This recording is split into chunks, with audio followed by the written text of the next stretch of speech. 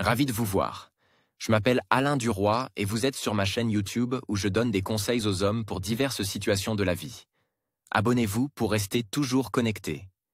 Et maintenant, je Une commence. relation libre est une relation entre un homme et une femme qui se considèrent comme un couple, mais qui ne se limite pas à un lien sexuel exclusivement l'un avec l'autre. La plupart des gens considèrent les relations libres comme un phénomène incompréhensible, tandis que ceux qui ont un point de vue opposé sont capables de voir des aspects positifs dans ce phénomène social, qui, selon eux, peut conduire à une plus grande liberté et à une plus grande expression des partenaires dans la relation. Le concept de relation libre. L'absence d'une définition unique, comme nous l'avons déjà mentionné, dans une relation ouverte, les deux partenaires peuvent généralement avoir des relations sexuelles avec d'autres personnes.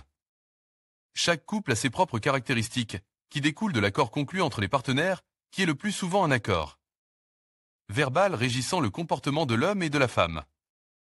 Il peut y avoir différentes variantes de l'accord et, par conséquent, la spécificité de la relation peut présenter des particularités inhérentes à chaque couple. Les limites dans une relation ouverte. Les limites fixées par les partenaires peuvent concerner les aspects émotionnels, physiques ou sexuels. Par exemple, un couple peut autoriser la fréquentation d'autres personnes, limite émotionnelle, mais les baisers, limite physique. Et les rapports sexuels, limite sexuelle, sont interdits. En outre, si les rapports sexuels avec d'autres personnes ne sont pas interdits, ce qui est généralement le cas, les partenaires peuvent discuter du nombre d'affections possibles, ainsi que de la nécessité de se mettre d'accord sur un candidat spécifique. Caractéristique des relations libres. Une relation libre n'est pas la même chose qu'une relation sans engagement ou sans relations sexuelles amicales. Bien que ces types de relations puissent sembler similaires, il existe des différences entre elles. Une relation sans engagement n'implique aucun niveau de responsabilité. Dans une relation engagée, au contraire, les deux partenaires concluent un accord mutuel dont les termes sont contraignants pour chacun d'entre eux.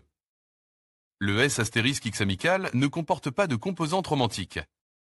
En revanche, une relation ouverte cherche à développer un niveau plus profond d'intimité et de relation au-delà des sentiments de sympathie et de la recherche du plaisir S*Sexuel. Avantages et inconvénients d'une relation ouverte. La multiplication des partenaires permet d'acquérir de nouvelles expériences et de nouveaux centres d'intérêt. La vie intime ne s'ennuie pas grâce à la variété des expériences S*Sexuelles. Liberté de s'exprimer différemment avec un partenaire différent.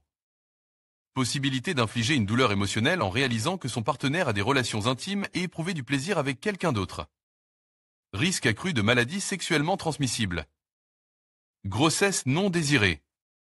Développement d'une dépendance sexuelle comme moyen d'échapper à des problèmes personnels. Diminution du désir sexuel à force d'essayer de satisfaire plusieurs partenaires. Une relation libre est-elle possible dans la pratique? Les relations libres, comme toutes les autres relations sociales, peuvent être caractérisées par un développement durable, mais pour de nombreux couples, elles sont vouées à l'échec. Dans les pays développés, la part des couples dont la relation ne peut être qualifiée de monogame ne dépasse pas 5% du nombre total de couples. Une relation libre peut avoir droit à la vie si les partenaires ne sont pas intéressés par la monogamie, s'ils s'engagent à être honnêtes l'un envers l'autre et si chacun exprime son consentement aux spécificités de leur relation amoureuse. Si l'un des partenaires ou les deux s'accrochent secrètement à une image d'exclusivité romantique ou S*Sexuelle, la jalousie et le ressentiment ne manqueront pas de détruire les accords conclus entre eux. Relation libre, recommandation. 1. Assurez-vous que c'est ce que vous voulez tous les deux pour qu'une relation libre ait le droit de vivre. Les partenaires doivent exprimer leur accord à 100%. Souvent, l'affection d'un partenaire est beaucoup plus forte que les émotions qu'il ressent pour lui-même, ce qui augmente la probabilité d'un conflit futur. Un partenaire peut souhaiter une relation libre en termes de variété de rencontres sexuelles, mais n'est pas prêt à partager sa moitié avec quelqu'un d'autre. Il est également très important pour un couple de comprendre ce qu'est une relation ouverte et ce qui attend chacun d'entre eux s'il s'engage dans cette voie. Il est très important de décider ce qui vous convient et ce que vous trouvez inacceptable dans une relation. Voulez-vous simplement vivre des expériences sexuelles parallèles ou souhaitez-vous entretenir une autre relation à long terme? Êtes-vous à l'aise à l'idée de devoir partager votre partenaire avec quelqu'un d'autre? Et toute une série d'autres questions similaires qu'il vaut mieux résoudre dès le départ. 2. Déterminer la raison pour laquelle vous souhaitez vivre une relation libre. Si vous souhaitez entamer une relation libre pour résoudre les problèmes de l'union existante, vous risquez d'être encore plus confus. vous devriez vous attaquer au problème de votre relation actuelle plutôt que d'attendre d'une nouvelle forme de relation qu'elle règle les choses. 3. Fixer les règles, il est préférable que vous mettiez par écrit, dans un environnement détendu, vos souhaits et vos exigences. Vous pouvez, par exemple, dresser 3 listes, ce qui est obligatoire, ce qui est souhaitable, ce qui est inacceptable. Il y a beaucoup de choses à prendre en compte, qu'il s'agisse de se mettre d'accord sur les autres partenaires, la fréquence, la durée. Et la nature des rapports sexuels avec eux, la nécessité d'avoir des rapports sexuels sans risque ou ce qu'il faut faire en cas de grossesse inattendue. 4. Se préparer à des situations inattendues si vous êtes sûr que, ayant tout prévu et planifié, vous obtiendrez la relation idéale à laquelle vous travaillez depuis si longtemps. En fait, les circonstances peuvent interférer et apporter leurs propres ajustements à vos plans. Il se peut que vous rencontriez des problèmes dont la survenance vous surprendra véritablement. 5. Les règles sont rarement statiques, les valeurs humaines et les points de vue sur les mêmes choses peuvent changer au fil du temps. Par conséquent, les règles qui régissent votre relation sont susceptibles de changer elles aussi. 6. Sanctions en cas de violation des conditions d'une relation libre, il est préférable de stipuler à l'avance les mesures qui seront prises si l'un des partenaires ou les deux enfreignent les termes de l'accord. Par exemple, vous avez établi une règle selon laquelle vous ne devez pas fréquenter les autres partenaires de votre moitié. Mais comment vous comportez si vous les rencontrez par hasard? 7. Ne cachez pas vos émotions négatives, il peut sembler préférable de cacher les expériences négatives à votre partenaire, mais cette stratégie peut entraîner de graves problèmes. N'oubliez pas de parler des sentiments liés à la jalousie, au ressentiment ou à l'envie. Parlez de ce que vous aimez et de ce qui vous met mal à l'aise, et expliquez pourquoi. Soyez prêt à voir les avantages et les inconvénients d'une relation libre. 8. Ne vous attendez pas à ce que ce soit facile au fond, la plupart des gens sont plus enclins à vouloir être le seul parmi beaucoup. D'autres cas être un parmi beaucoup d'autres. Il est beaucoup plus facile de se voir mentalement avec une autre personne que d'imaginer l'être dans la même situation. Gardez donc à l'esprit que vous devrez peut-être faire des compromis sur vos convictions, si vous en avez bien sûr. 12 faits sur les relations libres. 10-1. Les couples qui vivent une relation libre n'essaient pas de faire croire que la monogamie est une vieille habitude. 10-2.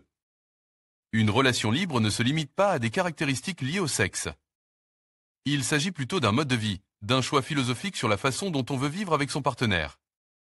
10-3. La meilleure relation n'existe pas, car la meilleure relation est celle qui vous convient le mieux. Dans certains couples monogames, l'amour est moins vrai que dans les relations libres. 10-4. La relation libre n'est pas un moyen de sauver une union amoureuse distendue d'une éventuelle rupture. Au contraire, la motivation d'un tel couple, dont les partenaires éprouvent bonheur et satisfaction l'un envers l'autre, est de se libérer du concept de possession et de passer à un autre niveau de liberté. 10-5. Une relation libre ne signifie pas que les partenaires commencent à coucher avec d'autres à droite et à gauche. La vie de certains couples dans ce type de relation peut être assez monotone. En outre, la recherche d'autres partenaires est une condition préalable à l'intérêt mutuel. 10-6. Les relations libres n'excluent pas l'existence de la jalousie. La différence réside dans la façon dont les partenaires font face à l'émergence de cette émotion, car la manifestation de la jalousie ne devient pas un motif de réclamation. 10-7. La relation libre n'exclut pas la possibilité de trahison. Chaque couple a sa propre idée de la trahison, qui dans ce cas est différente de la plus courante, qui consiste en l'infidélité. Trahir un partenaire dans une relation libre signifie être malhonnête. 10-8. Une relation libre doit être égale pour les deux partenaires qui veulent en faire partie. Il ne faut pas accepter une relation libre pour satisfaire le désir d'un être cher. 10-9. Une relation libre n'exclut pas la création d'une famille et la naissance d'enfants. 10-10. Les couples qui vivent une relation ouverte ont tendance à être très matures mentalement et à avoir un niveau élevé de confiance et d'intimité émotionnelle, ce qui permet à leur union de se développer. Les décisions prises par le couple doivent être mutuelles, mûrement réfléchies et toujours fondées sur le respect. Si l'un des partenaires se sent mal à l'aise, les termes des arrangements existants doivent être renégociés. 10-11. Une relation libre ne signifie pas que l'amour s'est estompé et que l'attirance et sexuelle sexuelle a disparu. C'est un peu différent. Pour ces couples, c'est un moyen d'améliorer ce qui est déjà beau. 10-12. Les relations sont plus importantes que les règles.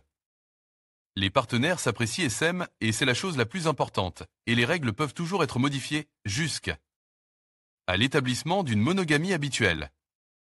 Conclusion. Les relations libres sont un phénomène assez controverse qui n'est manifestement pas soutenu ni pris au sérieux par la plupart des gens. Certains psychologues praticiens sont parvenus à la conclusion que les relations libres heureuses et harmonieuses sont plutôt une exception qu'une règle, car l'un des partenaires agit généralement comme une victime émotionnelle d'une telle union.